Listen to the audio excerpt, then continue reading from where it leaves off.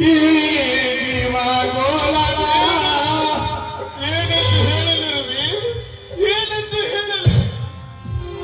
ಚಿನ್ನದ ಹಾರದಂತಿರುವ ನಮ್ಮ ಸಂಸಾರದಲ್ಲಿ ಒಂದು ಮುತ್ತು ಉದುರಿ ಹೋಯಿತಪ್ಪ, ಒಂದು ಮುತ್ತು ಉದುರಿ ಹೋಯಿತಪ್ಪ. ಅಣ್ಣ, ಏನನ್ನ ಏನನ್ನ ಹೇಳ್ತಾ ಇದ್ದೀರಾ? ಏನು ನಿಮ್ಮ ಮಾತಿನ ಅರ್ಥ?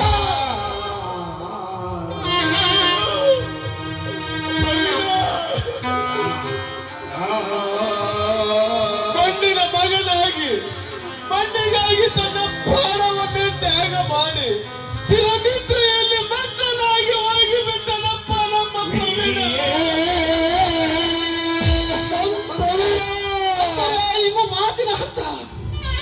ಅಣ್ಣ, ತಮ್ಮಂದಿರು ಆ ಸತ್ಯಜಿತ್ತು ಮತ್ತು ನಾಗೇಂದ್ರ ಸೇರಿಕೊಂಡು ಪ್ರವೀಣನಿಗೆ ಗುಡ್ಡ ಹಾರಿಸಿ ಕೊಲೆ ಮಾಡಿಬಿಟ್ಟರಪ್ಪ.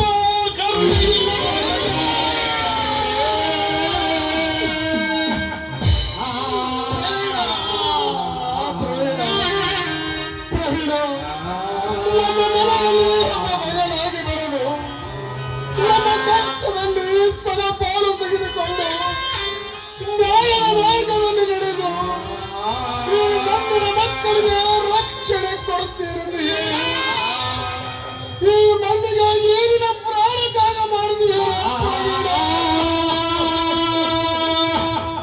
ಪ್ರವೀಣ. ಪ್ರವೀಣ,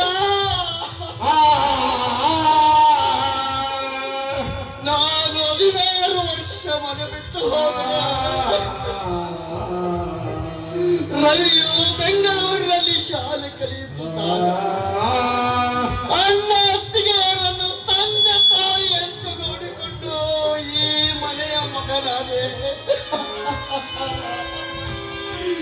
ಈಗ ಈ ಕಟುಕರ ಗುಂಡಿಗೆ ಆ ಮಣ್ಣಿನೊಂದಿಗೆ ಬೆರೆತು ಹೋದೆಯ ತಮ್ಮಂದಿರ, ನಿಮ್ಮಿಬ್ಬರಿಗಿಂತಲೂ ಹೆಚ್ಚಿನ ಜವಾಬ್ದಾರಿಯಿಂದ ನೋಡಿಕೊಳ್ಳುತ್ತಿದ್ದ ನಮ್ಮ ಪ್ರವೀಣ ಆವತ್ತು ಆ ಭೂಮಿಯ ವಿಚಾರ ಬಂದಾಗ ನನ್ನ ಪ್ರಾಣವನ್ನಾದರೂ ತ್ಯಾಗ ಮಾಡಿ ನಿಮ್ಮ ಭೂಮಿಯನ್ನು ಉಳಿಸಿಕೊಡುತ್ತೀನಿ ಎಂದು ಹೇಳಿ ಈಗ ಅದೇ ಭೂಮಿಗಾಗಿ ಹೆಣವಾಗಿ ಬಿದ್ದನಪ್ಪ ನಮ್ಮ ಪ್ರವೀಣ, ಹೆಣವಾಗಿ ಬಿದ್ದನಪ್ಪ.